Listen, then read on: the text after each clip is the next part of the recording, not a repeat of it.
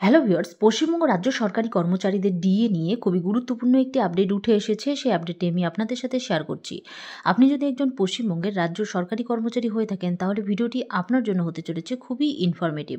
তাই ভিডিওটি মাঝে থেকে কোথাও স্কিপ না করে প্রথম থেকে শেষ পর্যন্ত অবশ্যই দেখুন। চ্যানেলে প্রথমবার হয়ে থাকলে অবশ্যই চ্যানেলটিকে সাবস্ক্রাইব করে নোটিফিকেশন বেলটি অন করে রাখুন, এরকম লেটেস্ট ডিএ সংক্রান্ত খবর সবার আগে পাওয়ার জন্য।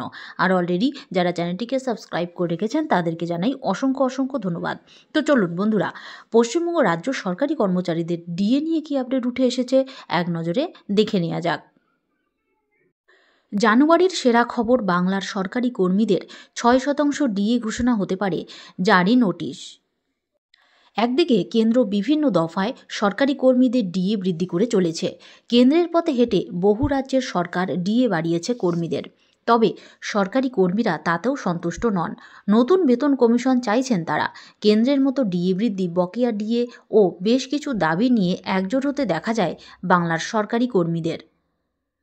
কিন্তু মমতা বন্দ্যোপাধ্যায়ের সরকার ডিএ বৃদ্ধি নিয়ে কোনো নতুন ঘোষণাই করেননি। আগের বছর তিনি ডিসেম্বর মাসে সরকারি কর্মীদের ডিএ ঘোষণা করেছিলেন, কিন্তু এবার সেই নিয়ে মুখে কুলুপ সরকারের।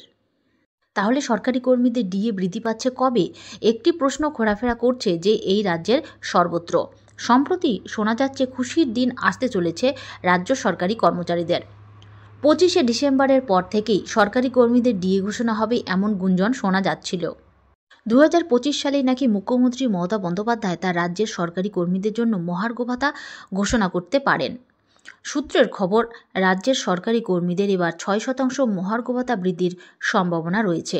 সেক্ষেত্রে রাজ্য বাজেটের পরেই সরকারি কর্মীদের ডিএ বাড়তে পারে। নতুন মাসে স্বস্তির নিঃশ্বাস ফেলবেন রাজ্যের সরকারি কর্মীরা। বাংলার মহার্ঘ ভাতা নিয়ে একটানা অসন্তোষ নতুন নয়। বারংবার আন্দোলন, বিক্ষোভ ও কর্মবিরতির পথে হাঁটতে হয়েছিল কর্মীদের।